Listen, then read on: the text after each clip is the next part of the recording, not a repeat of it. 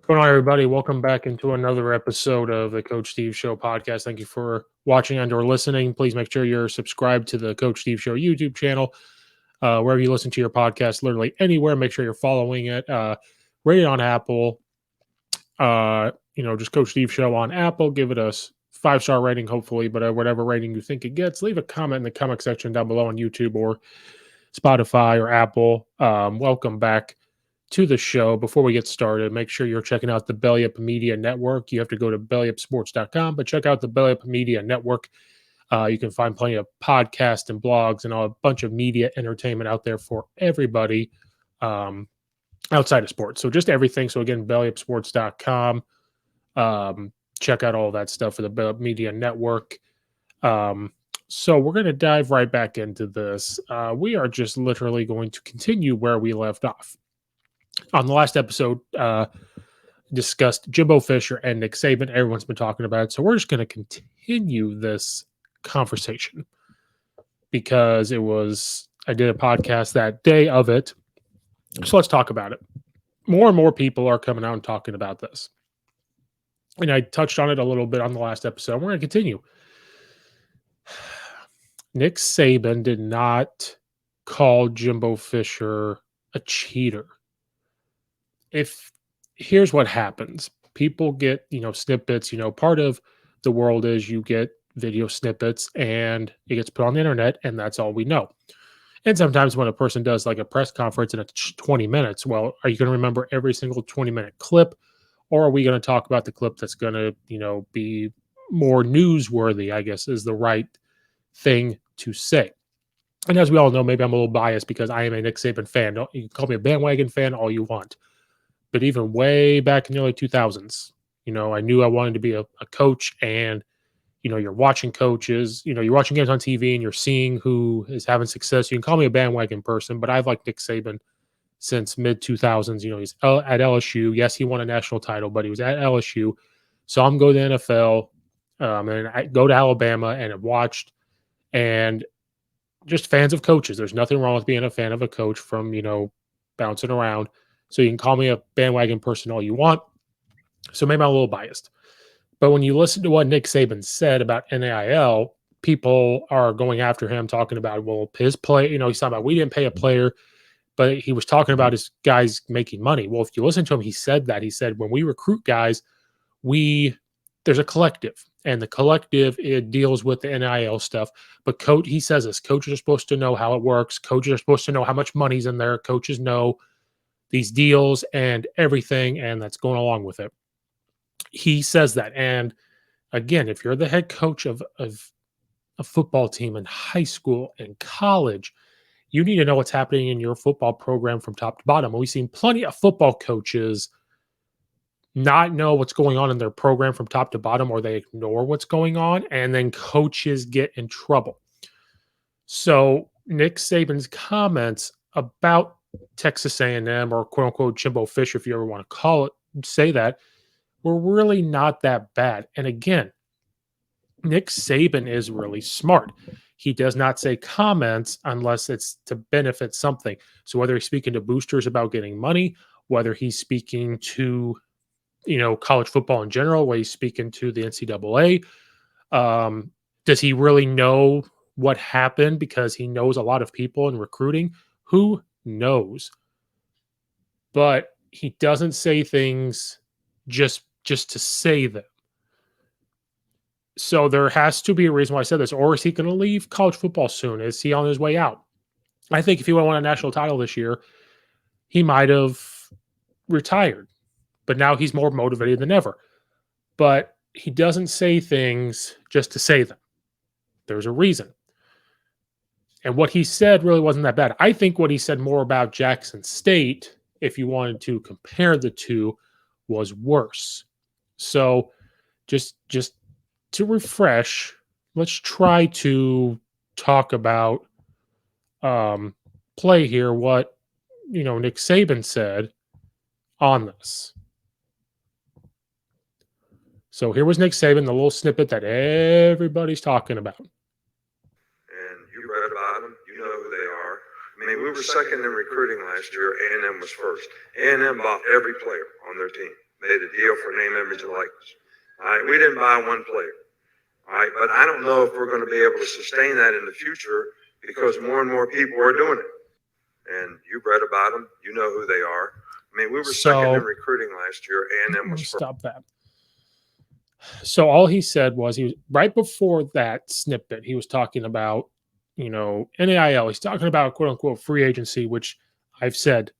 Mike Leach has talked about. I've said it, and he's talking about recruiting. Now there is a rule in place where they cannot entice NAIL to a recruit, but at the same time, there's that collective that could maybe talk to that recruit.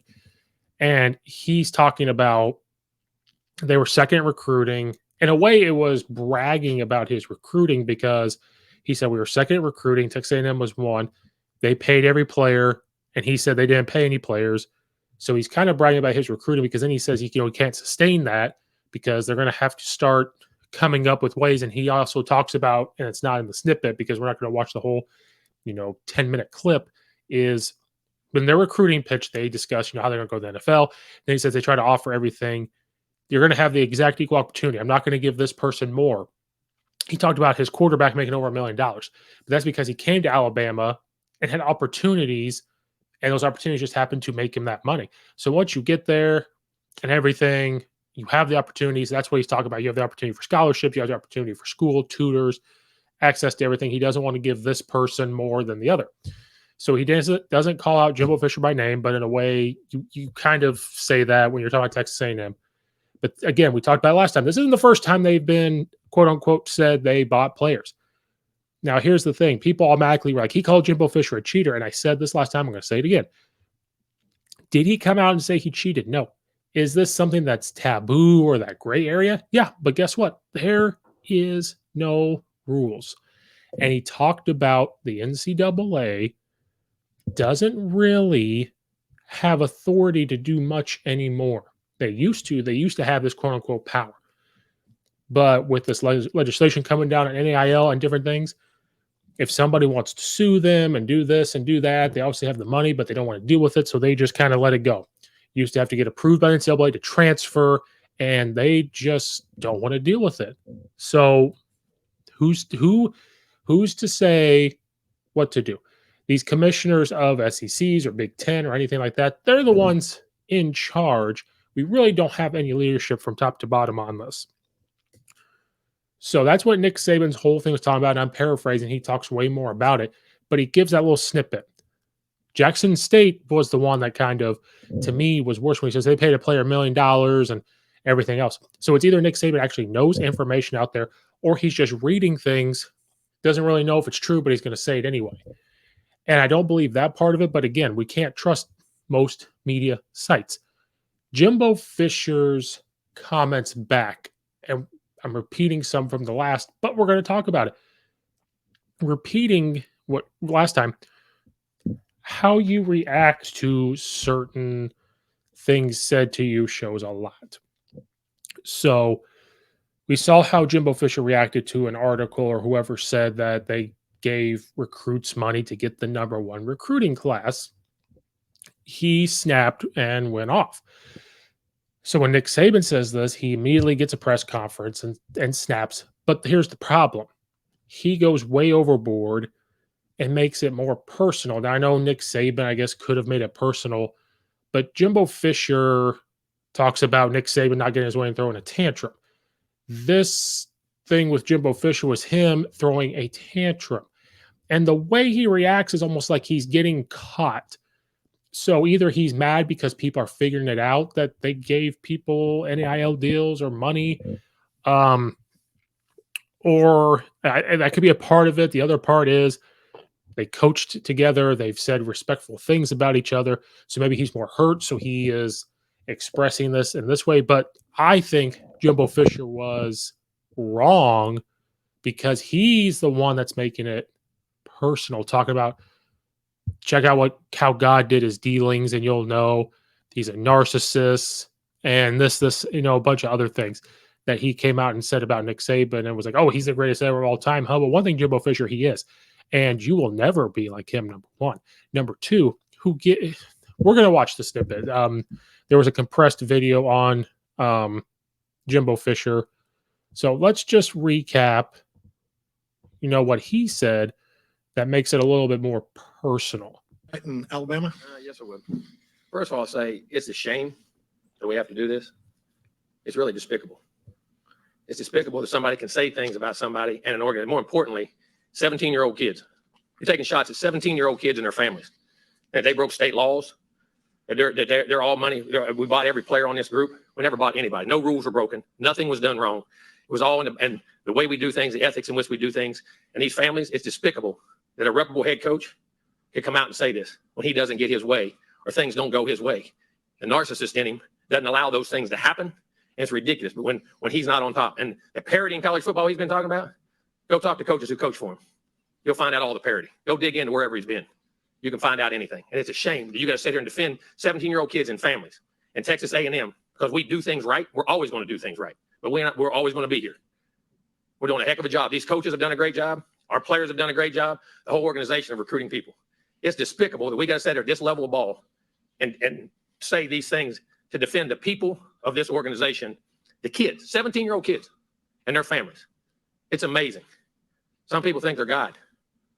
Go dig into how God did his deal. You may find out about a guy that a lot of things you don't want to know. We built him up to be the czar of football. Go dig into his past or anybody that's ever coached with him. You can find out anything you want to find out, what he does and how he does it. And it's despicable. It really is. And it's a shame we have to sit up here and have this conversation about things we do. And it's personal to us. Yes, it is. It's personal to A&M. It's personal to our players. It's personal to our coaches and everybody involved. And I know the guy. I know him really well. It's amazing that we're allowed to do those things. It's really despicable. And I hate it. For our players who are coming here, who did things the right way, have done things the right way, and will continue to do things the right way, I apologize to you that people insult you publicly the way they're doing it. And our fans, I apologize to you guys for people saying those things about Texas A&M. I promise you this, there are no violations. There are nothing wrong. It's the second time we've had to do this with grown men who don't get their way and want to pout, throw a fit, and act up. Just go ask all the people who work for him. You know exactly what he's about. I always said this. My dad always told me this. When people show you who they are, believe them. He's showing you who he is. Questions? At the left, Olin. A couple of things, Jimbo. First of all, have you had any contact with Nick since No. Oh, he's called. you just didn't take the call? Not going to. We're done. And He shows you who he is. and then I just wanted He's the to, greatest ever, huh? and then I just When wanted you to, got all the advantages, Uh-huh. it's easy. I just wanted to just put it point blank. So no players in you're saying that no players in There's the no 22 laws of received any anything we money ever or- promised, done anything that goes against the laws of the state of Texas. And it's insulting to say a 17-year-old and his family broke laws. No. Down front, Brent. Y'all have both spoken so highly of each other in the past in terms of what y'all done in your previous relationship. So how disappointing was it to hear that from him, in terms of, a mentor type to you? It's as well? discipline. No, I wasn't. No, listen, you coach with people like Bobby Bowden and learn how to do things. You coach with other people and learn how not to do things. There's a reason people don't go, Last night in So that was a lot to take in with Jimbo Fisher. And so he really goes after Nick Saban's character and the way he's getting so mad. It makes you wonder, one I think it's almost a recruiting thing for Jimbo Fisher because he keeps repeating how Nick Saban's attacking 17-year-old kids, attacking families, and he goes, I apologize to the fans, I apologize so-and-so to the kids. Like, Texas A&M is always going to be here. We're not going anywhere. I think that was more of a recruiting thing for him to say, yeah, I'll defend you, which is cool for a coach to come out and defend you. But at the same time, where is he coming up with this stuff? Because Nick Saban's talking about NIL in general. And he said it like he wants the players to make money. He wants them to be paid, but he's looking for a way to make it equal. And now the argument is, well, Nick Saban, now people are coming out of the woodwork saying how Alabama players are coming out and saying, oh yeah, we were paid this, we're paid that. If this was true, there would be NCAA investigations. There would have been this and that. I don't know. I just feel like that would have been harder. That'd be a hard thing to hide. And then Jimbo Fisher says, when you have all the advantages, he's the greatest player all the time, huh? When you have all the advantages, it's easy. Well, Nick Saban's whole career wasn't easy. He'd been a head coach at like Toledo and Kent State, or Michigan State had to build that up, LSU and build it up. Even had to build Alabama up. Now, I know he won a national championship in 3 years, but the fact that he worked under Bill Belichick, at some point, built up to LSU, he figured out a lot of things, tried to implement it at the Dolphins, and he realized very quickly being a head coach in the NFL is not what it's cracked up to be. Went to Alabama, but said, I'm going to build this. Like, there's plenty of books to read on how he built it up. A good one is 4th and Goal Every Day, goes into the ins and outs of how he built that up. Making of a Coach goes into how Nick Saban built it up and figured out recruiting. And yeah, did he flirt with the line? Yes. Did he ever cross it? No. Bill Belichick does the same thing in the NFL. Figures out the rules, gets to that gray area, and go. And if guys cannot figure it out, that is on them. And he says, there's a reason why he never went back and coached with him. Well, there's been plenty of reports. Defensive guys probably stay more with Nick Saban than offensive guys because Nick Saban's a defensive guy and he gets really on his offense coordinators. It's been well documented. Lane Kiffin said it. Other people have said it. He really gets on an offense because he feels this amount of pressure to win all the time. He wants to be good. And he really gets on his defensive coordinators. But my problem is he says, go look at how God did his dealings and you're going to find out something. You're going to find out about a guy about things that you really don't want to know. And he goes, he knows him really well. He didn't coach with him all that long. He coached with him at LSU for a few years. He didn't go with him to Alabama because I think he was going to be an offense coordinator at Florida State. And Florida State was in the ACC. It's easier than the SEC. So that's where he was going to go. And again, there's reports about Nick Saban and Jimbo Fisher going at each other because Nick Saban, it's been publicly put out there in books and everything, how the standard of how he holds his coaches and what his coaches do is crazy. You read, like I talked about last time, 5 a.m. to probably 11 p.m. because they win. Read the book. They won their championship at LSU. They're all celebrating. He said, meet me in the office in 10 minutes. They met him. He's handing out folders. You're going to go here and talk to these kids here. And they said, whoa, we just won the national title. What are you doing? He goes, yeah, and we're like 2 or 3 weeks behind on recruiting. Like, he can't do it because he understands the process continues. Bill Belichick said the same thing after they won the Super Bowl. And he goes, well, we're behind on looking at draft picks. We're behind on this. Like, they enjoy winning the national championship, obviously, or the Super Bowl because they're competitive and they want to win. But they understand the moment they take their foot off the gas, somebody's going to catch them. Somebody's going to be there. So is Nick Saban throwing a little fit about this, and that? I wouldn't call it a fit. He's always warned about things in college football, and they come to fruition. So he's talking about NAIL, being free agency and everything else. He didn't say, and then Jimbo Fisher wants to continue to talk about we didn't break any bylaws. You're talking about 7-year-old kids breaking rules. You're talking about this. If this was 2007, this was 2000, and Nick Saban came out and said Texas A&M paid players, yes, that's a huge insult because back then that was the deal. Now, use the rules. Get into that gray area. If you actually said, yeah, there's NAIL opportunities. The way Jimbo Fisher should have handled this was, yes, we have a collective. We have NAIL opportunities. And these Texas A&M, the recruits we have saw what our players have the opportunity for, like what Nick Saban was saying. So why not? This is what you guys have. They can't promise them specific NAIL deals, but they could say, look, you're going to have this opportunity. We're in Texas and blah, blah, blah, blah. There's ways to get guys. And so the way you're going after him personally is just way over the top and way over the line. Way over the line. Because Nick Saban didn't do that. And then Nick Saban goes on X&M show, on the radio show, and says he probably shouldn't have said, schools' names by name. And he said, people are going to say this about me. I'm at an age and I'm at a point in my career where I really could care less about what people say about me. Yes, he's probably disappointed because Jimbo wasn't a former offensive coordinator. It seems like they get along a little bit, even though they went at each other's throats. But there's respect factor there. But people are out there defending him. Lane Kiffin has publicly tweeted about it. Then you have legendary coach Steve Spurrier come out on this. An article. Steve Spurrier backs up Nick Saban. We're just going to read this whole thing. Jimbo Fisher responded in a way he felt appropriate, calling a press conference for himself to deny claims of rule violations, even though Nick Saban never said he broke any rules. He said he paid every player, bought every player. So that's just what it is right now because there's no rules or regulations. And then the other thing real quick about Jimbo Fisher is somebody should have slapped him.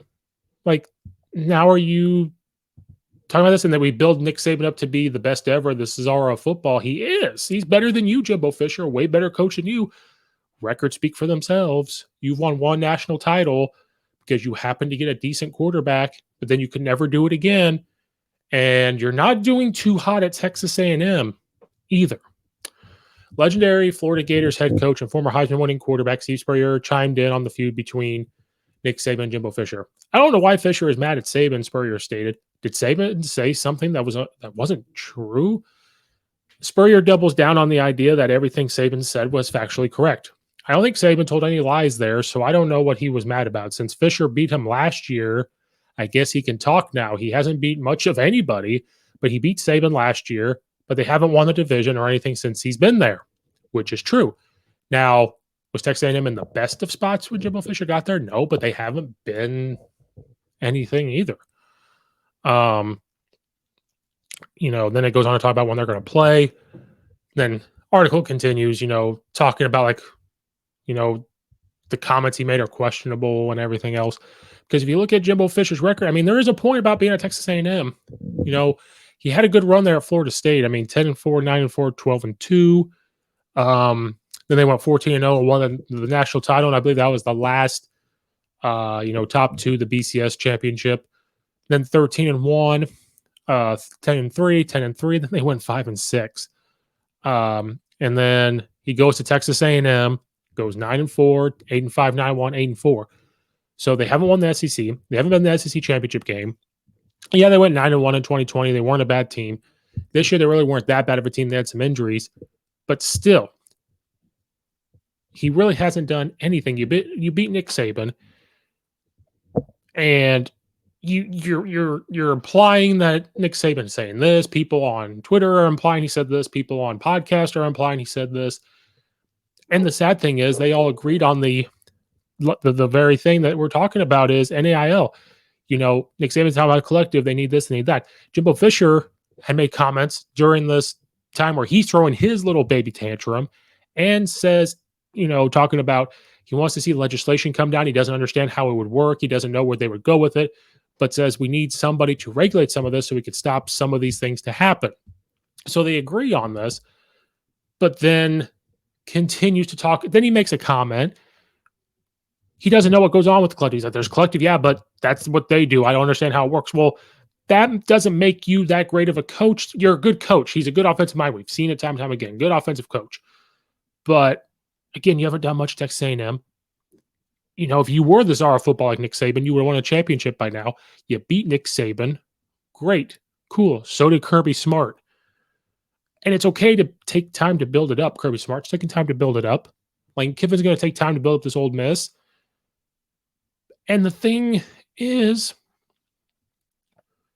if Nick Saban really does do all this shady stuff that he claims about, why haven't other coaches said the same thing? They're all just sitting back watching. Lane Kiffin's really the only one that's going to come out and say something. But talking about throwing a tantrum, talking about saying when you were a kid, if you said something you need to be smacked, well, somebody should smack him. So who is really, really throwing this tantrum? Who's really throwing a fit? It's Jimbo Fisher.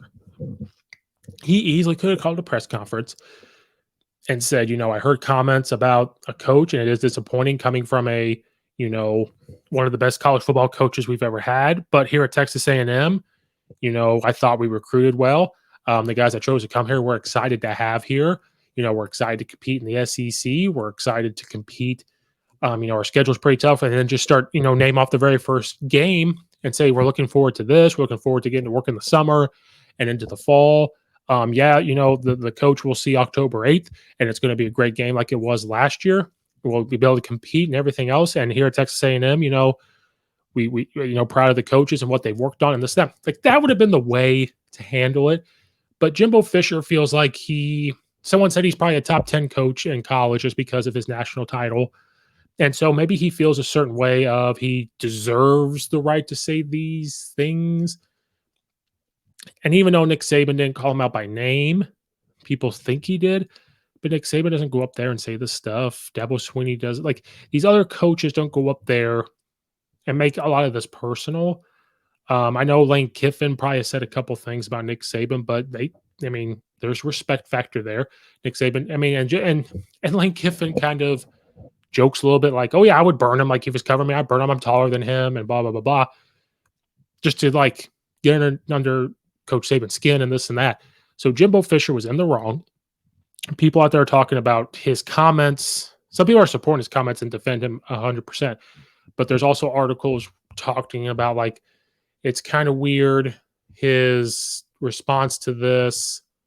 An article is literally titled Jimbo's comments about Saban are questionable. Right here, and I've said this, Jimbo blew things incredibly out of proportion and made things personal. It's not going to go unforgotten October 8th when the Tide meet the Aggies in Tuscaloosa. Right here. It's written in an article right here in USA Today, and I said this last podcast and said it here. Saban never accused of Texas A&M of cheating, but Jimbo Fisher's going to blow it up. Maybe somebody should smack Jimbo Fisher. Maybe somebody should smack him. While they have paid players, you are now allowed to do that through NIL deals. However, seeing this type of knee-jerking reaction should certainly raise a few eyebrows. It is also a little weird that despite all these name, image, likeness deals, there are no public campaigns for any of these athletes. Try not to downplay the fact that no money went into these recruits' decisions and almost laughable. Outside of 2019, when Texas A&M finished fourth in recruiting cycle, they have not finished with a top 5 class in the 21st century. The new name, image, likeness laws are put into action, and suddenly they sign the best class of all time. Correlation doesn't mean causation, but here it does. While it's fair to fire back at Saban's comments, it's hard to take a guy like Jimbo seriously. He assembles a full-blown press release to call Saban a narcissist. Well, isn't that a little ironic? Then it says, you could tell he's an ACC coach at heart because he's cut from the same cloth as Dabo Swinney, which we don't want to get into because I respect that. Without the seasons of Winston, he's averaged the best with no legitimate bowl experiences outside of the Duke Mayo Bowl, of course. As mentioned above, he is never accused of being a cheater or a liar, yet Jimbo still said, you can call me anything you want, but I don't cheat and I don't lie. If you did, my old man slapped me across the head. Maybe somebody should have slapped him, which is also ironic as he tries to call out Saban for cheating at multiple points in his career and not always following the rules. Well, Jimbo Fisher, would you like to ignore the fact that you coached for Saban from 2000 2004? So were you cheating with Saban then, or did you lie today? So that, this article is hitting right on the head and things I said. So if you know what he did, why aren't you coming out and saying what he did? Or maybe because you did it. And maybe that's why you and Nick Saban didn't get along. So again, people said if Nick Saban says these things, you better make sure there's nothing on his record, which is probably the case. Nick Saban's probably like, I didn't do anything wrong, so, I can say these things. And he's not really calling Jimbo out personally. He's just saying. So Jimbo Fisher, you saying this stuff, you better make sure that no other assistant that worked for Nick Saban is going to come out and say, well, wait a minute, you did this, Jimbo Fisher.